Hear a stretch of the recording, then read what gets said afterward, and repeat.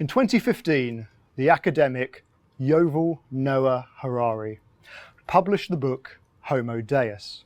By a show of hands, who here's actually come across this book? Okay, some of you guys. It's a fascinating read. In it, Harari reveals why 2012 was by far the biggest and most momentous year in the history of our human species. And here's why. Harari believes that up until 2012, the human species has had to deal with three horrific terrors: war, famine, and plague. And the chances are that each of us in this room have ancestors that probably would have suffered at the fate of each of these. So what the hell happened in 2012? Well, ironically, due to human advances in technology, you're now more likely to be at risk of the opposite occurring. Let me explain. You're now more likely to harm yourself than die in conflict. You're more likely to die of obesity than you are starvation. And we're now more at risk of age-related illnesses than we are of catching the plague or some sort of terrible virus. And whilst these problems are things that still need to be fixed, there's something that our ancestors probably couldn't have even dreamed of. Some of them may have even welcomed the obesity one. All of this is down to science, which leads Harari to contend that at the dawn of the 21st century, there's a new religion in town: dataism. Now don't worry, we're not here this evening to indoctrinate you into our data science cult. What I am suggesting is that this new religion of dataism is filtering into every part of our lives. How we talk, how we think, how we work. It is now very common to hear phrases like this. Have you got any evidence for that? How do you measure that? When it comes to the marketing industry, however, there's still a bit of a hangover from the last century, where this was the prevailing narrative. Half the money I spend on advertising is wasted.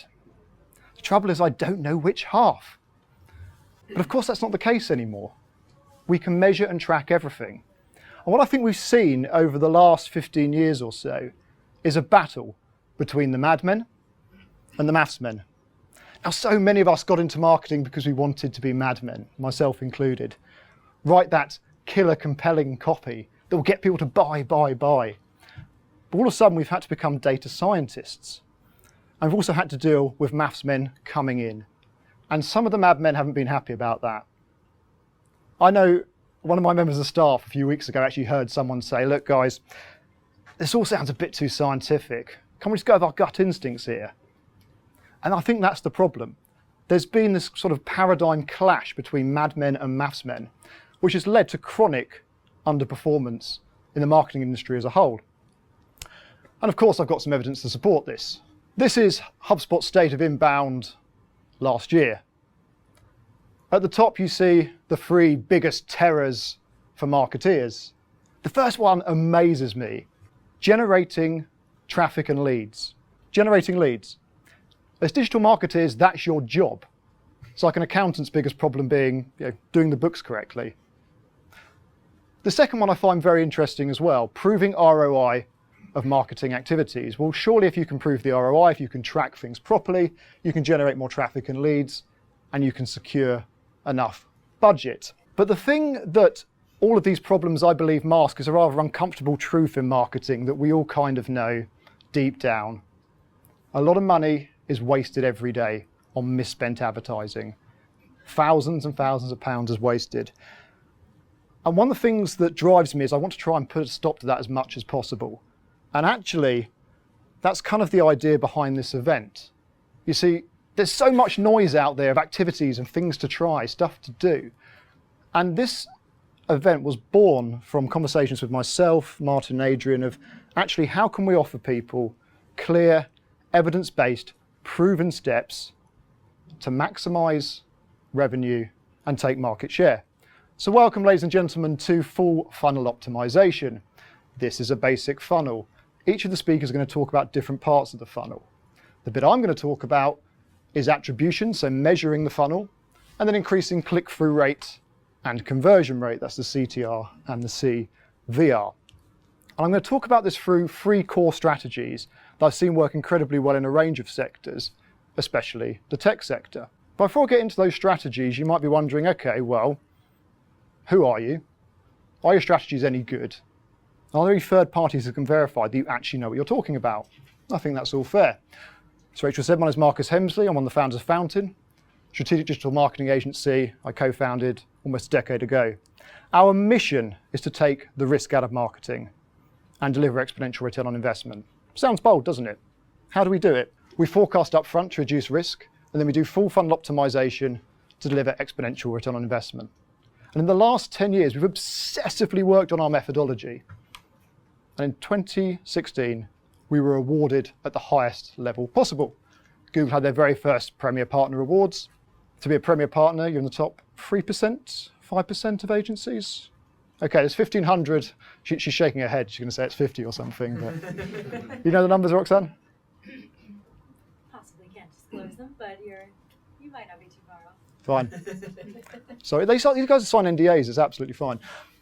1,500 agencies entered, 90 were shortlisted, Fountain ended up winning. Last year we went one step further. We won the EMEA leg, flown out to represent Europe, Middle East and Africa in New York, and ended up winning Google's Global Award for growing businesses online.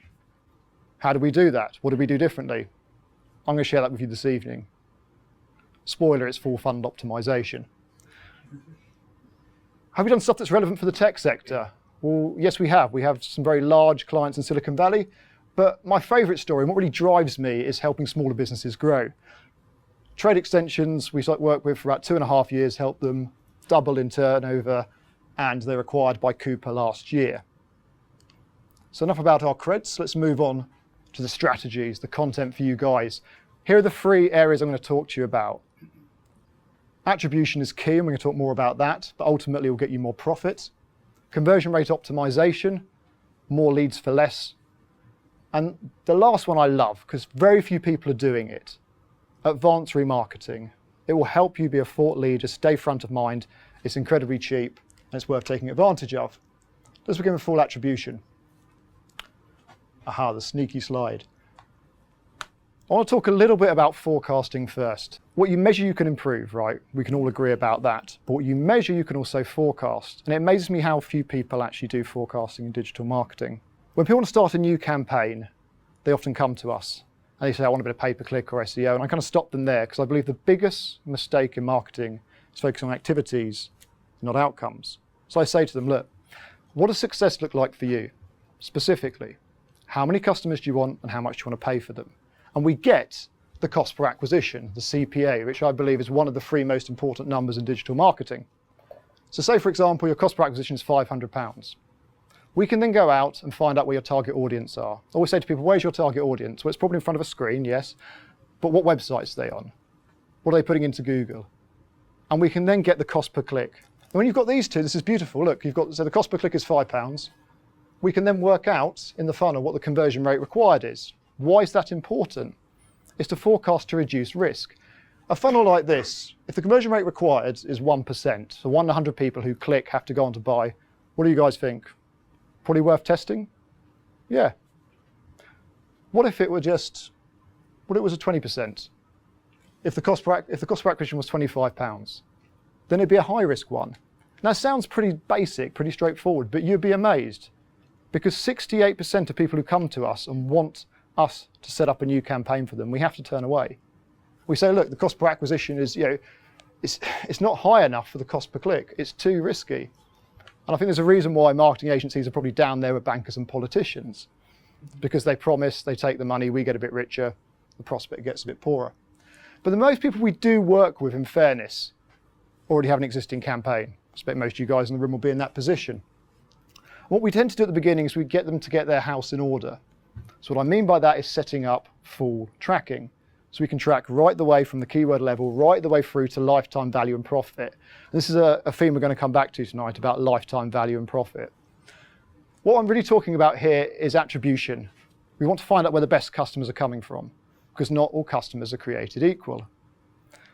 And really, when you find out where the more profitable customers are coming from, you can then prioritize your optimization efforts. So whether you use an agency, whether you've got in-house staff or you're licensing software, whatever's doing your optimization, you're paying money.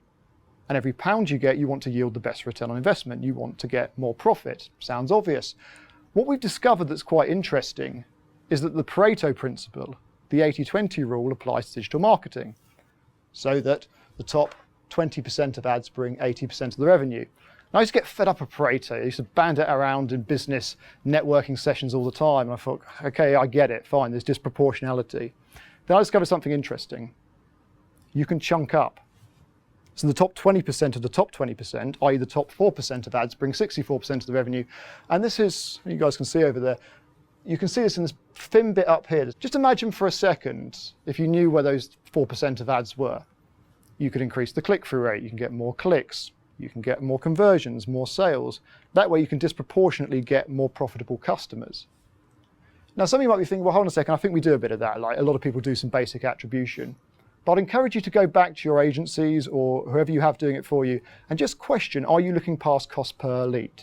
What they should be looking at is lifetime value. Let me show you what I mean by that. This is the basic funnel again, yeah? This top half of the funnel is where digital marketers like to play, right? We increase click-through rate, we increase conversion rate, but we base our optimization on the cost per lead. But imagine if we were tracking right the way down to lifetime value, and we had to take maybe 1,000 keywords, and we saw there were 40 that bought these type of customers, and they were different from the 40 that have the cheapest cost per lead or the highest quality of lead. So it's hard work. I've tested lots of people that, oh, it's so hard to track. It is, but it's the difference that can make the difference. It's the difference that can take market share. So let's have a thought experiment here. We now know that in your business, what those top 40 keywords are. So we're sticking with Google search here because we're in the lovely Google. Now we start dialing up the click-through rate and conversion rate. We start working this funnel hard. So how do you do that? Click-through rate is relatively straightforward. Ad split testing. Running controlled experiments, and that's another common theme for tonight. Interestingly enough, a lot of people take ad split testing in quite a sort of haphazard way. They kind of do it as they feel like it, right? Perry Marshall written a number of books on AdWords excellence. He actually says that if you do 50 ad split tests, you'll get one outlier. So say, for example, this is 4%, and you get to 4.1, 4.2, and so on.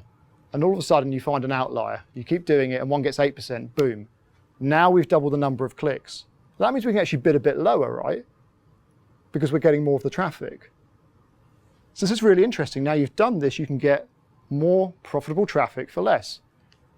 Now we move on to my favorite, conversion rate optimization. If there's one thing you take from tonight, I'm sorry to the other speakers, it's this. Invest more into conversion rate optimization. I just don't understand why more people don't put money into it, because it brings the best return on investment out of all digital marketing strategies. But of course, everyone's talking about pay-per-click, SEO, etc. But let me show you using some basic maths here. Someone gave me a call about 5 years ago and said, Marcus, I want an extra 23,400 visitors to my website a month, please. So, okay, it's a bit of an odd number, but why? He said, well, I'm getting that through SEO, and I'd like to get it from pay-per-click now. I said, why? He said, well, I want to double my sales. Okay, so the cost per click was about £1 plus our fees. You're looking at maybe 26 grand a month, ongoing, ad infinitum. I said, can I just ask you a question? He's like, yeah, what's your conversion rate? He didn't know. We looked into it, 0.3% conversion rate. I said, how about, I've got another idea. How about you pay 26 grand once, and we get the conversion rate from 0.3% to 1.3%. And then every single month, you'll be getting 3 times the amount of revenue, over 3 times in fairness, ongoing. So it's a one-off capital investment for ongoing return on investment. But I'd actually never stop with conversion rate optimization. There's very rarely a business case for stopping to do it. People sometimes push back and say it doesn't take a long time, you've got to deal with developers, they're a pain in the arse, etc. There is a bit of that, of course, but this is a case study from one of our clients, YouMove. It was the one that we won the first Google award for. We first came across them, they said, oh, well, AdWords doesn't really work. We've been trying it and our cost per lead's 500 quid. Asked what their conversion rate was, they didn't know. Turns out it was 0.2%. So straight away we worked with some developers, we gathered some data, and we built them a new website that went live in November. I should say they only got 3 leads that month. Straight away, from 0.2% conversion rate to 3% conversion rate. 262 leads, £28 cost per lead. They were really happy. We'd only just got started. A/B split testing, turning it up in 4 months from 3% to 9%. look at the cost per lead, but the real kicker is look at this. Total leads, 262 to 1,249. And you can see we're sending more traffic as we put more in. And so you might be wondering, well, okay, how did you get that? Those numbers seem almost too good to be true. Once again, guys, it's data science. Running controlled experiments, gathering data, using analytics, using the great Norwich company session cam that records mouse movements, identifying quick wins, making changes. Anything we're not sure about, we create a hypothesis, run a controlled experiment using A/B split testing software. Here's the thing I want to leave you guys with. If you have the highest converting website in your industry, you can buy all the traffic. Definitely. I always say to people, is that your goal? No, it very rarely is. But why isn't it? It doesn't cost that much to have the best looking website.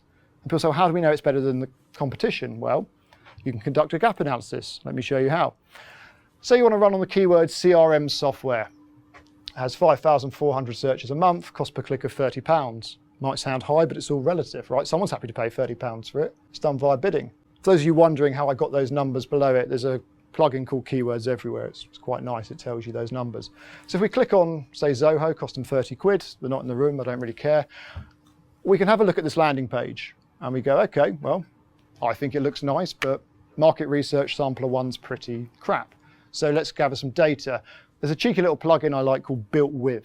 Now, Built With will tell you the software that this website is running.